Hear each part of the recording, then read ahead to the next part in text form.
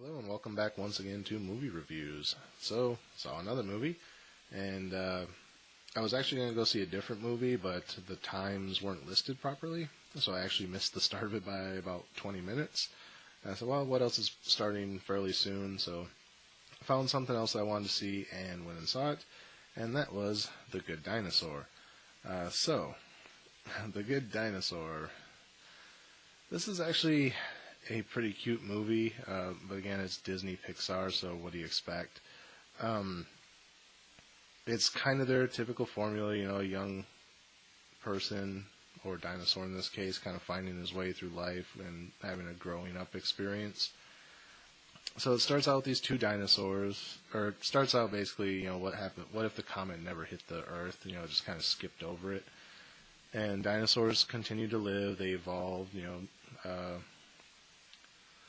they're still quadrupeds, so they walk on all fours, but they've managed to learn farming and how to build houses and things like that. They just have to do it using their mouth more than because their paws are still flat. They don't really have fingers. So it starts out with these two dinosaurs, or one dinosaur making his farm where he's raising corn, and his wife calls out to him that it's time. So he goes inside, and there's 3 eggs. And first one hatches, and it's a daughter. I forget her name. I thought I remembered it, but I just forgot it again. Then the second one hatches, and it's a boy, who was called Buck, I believe. And then the third egg is like this ridiculously huge egg, like 10 times the size of the other two. And it starts to hatch, and the dad's like, ooh, this one's going to be a big one. And, of course, here's the joke. As it hatches, there's this little tiny dinosaur inside. Way too tiny for as big as this egg was. And his name's Arlo. He's our main character. That's the only reason I remember his name. And Arlo is afraid of everything. He's actually afraid to get out of his shell. As soon as he sees his parents, he jumps back inside. They kind of tip the egg to let him out. He's like plastered against the back wall, like, no.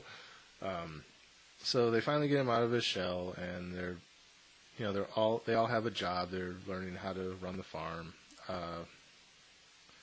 The daughter basically helps with the mother or the older son helps by ripping the trees out of the ground and clearing a path for their cornfield. The daughter helps the mother with tilling the land. The dad plants all the seeds. Then the son, daughter, and father all water. I think the mother does too, water the plants. And Arlo's job is to feed the chickens, which these chickens are odd-looking, prehistoric chickens. Don't really know how to describe them. Don't really know how to describe them. Kind of almost like a crazy ostrich, or something like that, like a emu. So he goes to feed the chickens, but because of how they are and they're kind of aggressive, he's afraid of them. Like when he first walks in, there's one moving through the bush, and he's afraid of it. Then it's turns out to be this little chick that's tangled up in a vine. He goes, "Oh, hey, little guy," and he helps him out of the vine. And then he turns around, the mother's there, and he's freaks out and runs from the mother. So it's kind of the running joke that Arlo's afraid of everything. Even his brother makes it look like he got attacked by the chickens and he's dying. And Arlo is like, "Oh no, let me get help." And then he "Oh, I'm just kidding, So then the dad builds. They find out that someone's been eating their corn. So the dad basically builds a silo. And they're putting all the corn in there, and they're like, this is going to keep it safe. The critter won't be able to get into it. Well, the critter gets into it anyway. But before the critter gets into it, the dad's supposed to put his mark on it, which is his paw print, showing that, he did all the work to do it. He goes, well, if anyone deserves that other paw print on it, it'd be your mother. She does more around here than I could ever do. So the mother puts her paw print on it first. Then the dad puts his on. Then there's kind of this little joke about, did you just put your paw print higher than mine? And he's like, no, it's just the angle that you're looking at it from. So then the kids are like, we're going to put ours on. And the dad's like, whoa, you got to earn the right to put your mark on this. So obviously the older son as they grow up, because this is their growing montage. The older son does good work, so he gets to put his mark on it. The daughter does good work, so she gets to put her mark on it. Arlo, he can't do his job, so he doesn't get to put his mark on it. So Dad goes, well, you're going to prove yourself because I'm going to give you a different job because the critter's been getting into the corn. So he helps him set up a trap, and he goes, when the critter comes and gets snagged in it, you take this club and smash him. So Arlo's like, yeah, I can do that, trying to be brave. And then he's like doing patrol, and then the trap goes off. And he's like, he's scared. He's like, oh, what's in the trap? So it turns out it's a little baby human. And Arlo just can't bring himself to smash it, so he sets him free. And then the dad kind of gets mad. He's like, why'd you let him go? He's just going to come back and, all this. So Arlo's like, I'm sorry, I just couldn't do it. He goes, come on, we're going to go finish your job now. So they, the dad's kind of irritated at this point for no reason at all. This kid's barely eating any corn. I think he ate like a total of 5 cobs, if that. So the dad drags Arlo off to go catch the human, and Arlo's like, Dad, slow down. I can't run as fast, and he ends up like tripping and hurting his leg. And at first the dad's kind of being a dick, like, come on, Arlo, get up. And then he realizes Arlo's actually hurt, and he's like, oh, I'm sorry, Arlo. I lost my temper, blah, blah, blah. He goes, let's go home. So they turn around to go home, and here comes a flood because the dam broke or something. So the river that runs next to their place started to flood, and the dad throws Arlo up the mountain to get him to safety, but he can't get out of the way of the water. And he drowns. Spoiler, by the way. So the dad dies because, of course, one of the parents has to die, if not both. So then Arlo's back at the farm, and he's kind of angry with everybody. And the mother's like, I know you're small and you can't do as much as everyone else, but with your dad gone, I'm going to need you to help out more. He goes, don't worry, Mom. I'm going to start helping you out. I'm not going to let our family starve. Well, then he finds the critter in the corn again. And, of course, he tries to chase it down because he's mad because his dad died. So as he's chasing it down, they end up falling in the river. So now he's separated from his family because he ends up smacking his head on a rock and passing out, and he washes up like miles away. Thing is, this isn't much more of a rapids than what his dad went down, but his dad dies and he managed to live. Okay, it's happened before, right? So he's still kind of angry at this kid, and he's trying to find his way back home by following the river. Eventually the kid's trying to make peace with him, like he realizes that he's hungry and stuff, so he's trying to bring him food, and at first Arlo doesn't get that it's food because he doesn't eat meat. Then finally the kid brings him some berries, and then he's like, can you show me where more berries are? So he takes him where more berries are, and then the kid like starts freaking out. He's like, well, what are you doing? The berries are right there. And then there's a snake attack, and the kid actually fights off the snake so it can't get to Arlo. So then Arlo kind of realizes, oh, he was helping me. So they end up deciding to travel together, even though he's like, I'm still mad at you because of what happened to my dad, but, I'm going to need your help to get home. So they're traveling together. They're following the river, and then some other events happen, and they end up losing the river.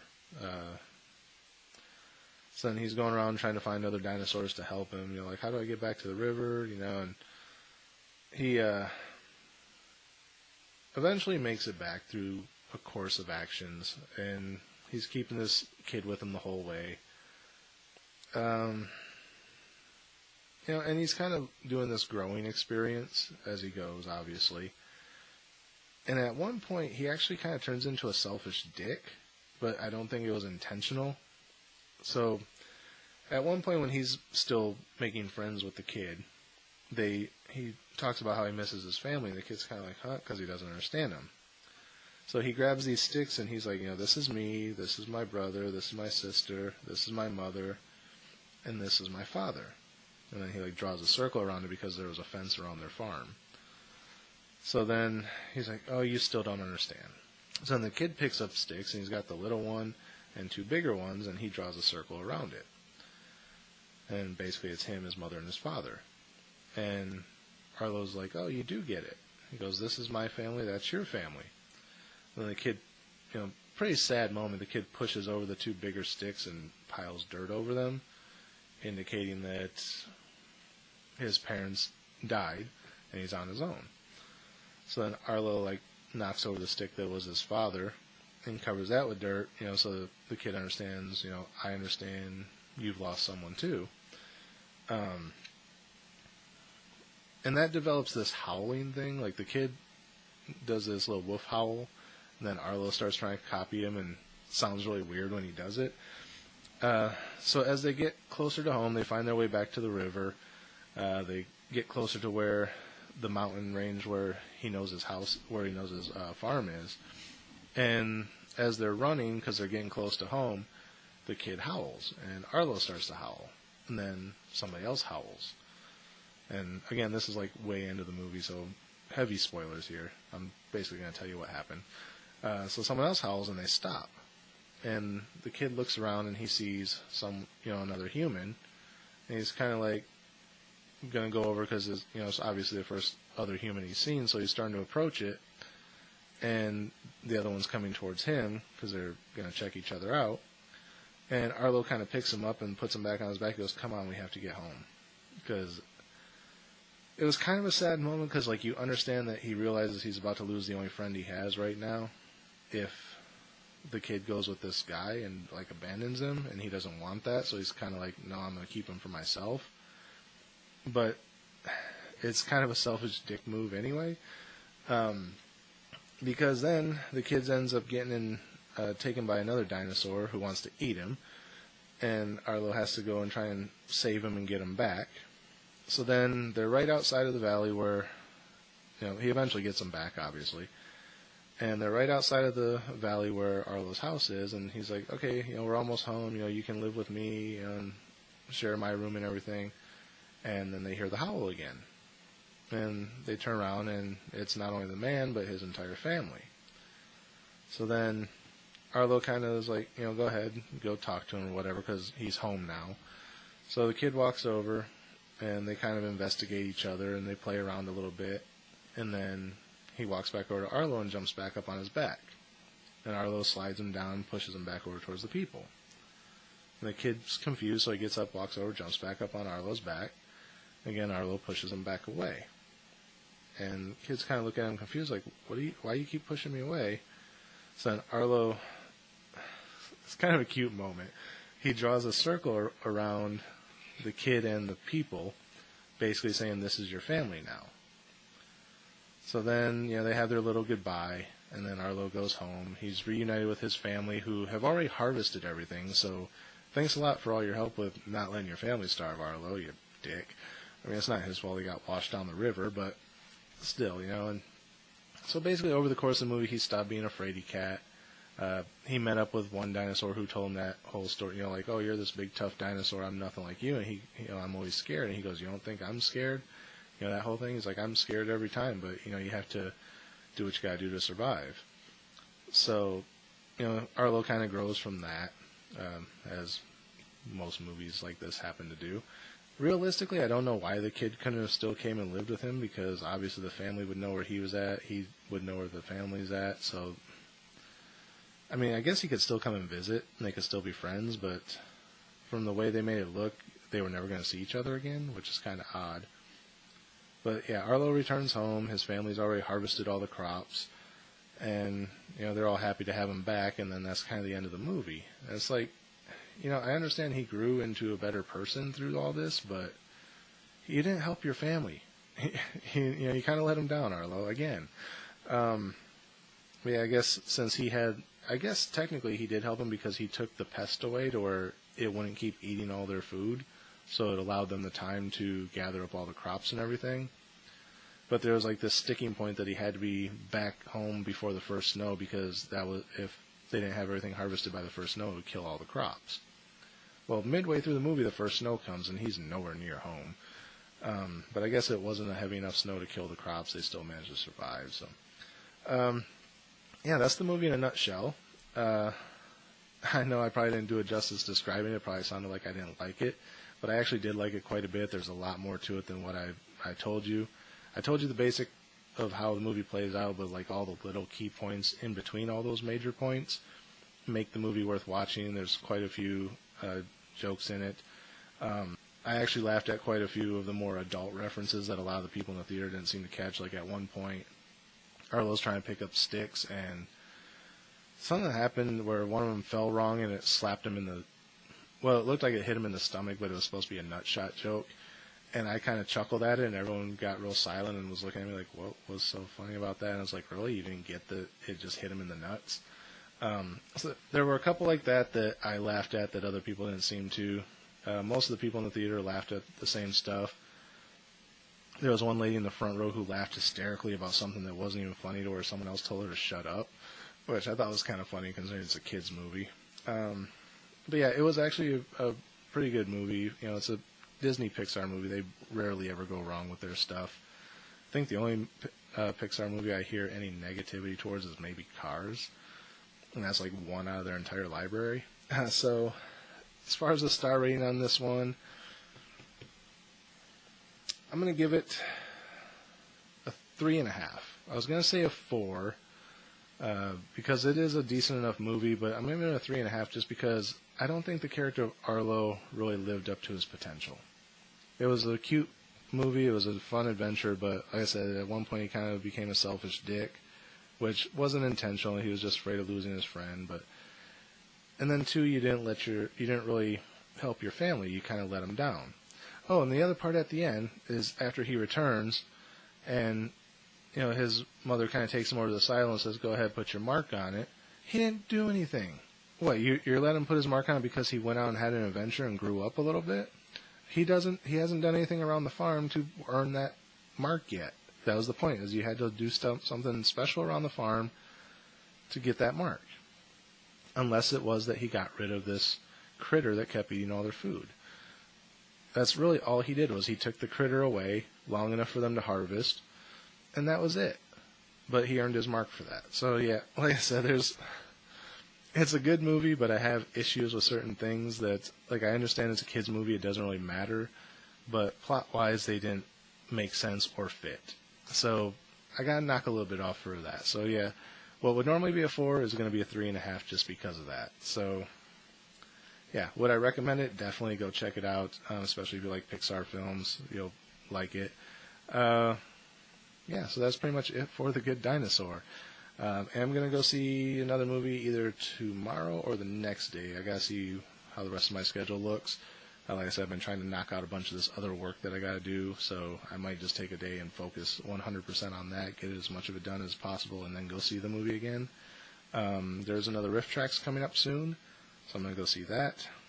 And like I said, on my day off, I might jump across town and go see like maybe 3-4 movies in one shot just to knock out some of them, because I really don't want to make 100 trips across town and they're all playing at the other theater. So if I can knock out as many of them as I can in one shot, that'd be good. Alright, so that's it for this episode. This one actually ran longer than the last one, I think. So yeah, that's it for this one. Like, comment, rate, subscribe, share the video, I think someone is saying now. Some people are saying now. Yeah, because that helps the channel grow, I guess.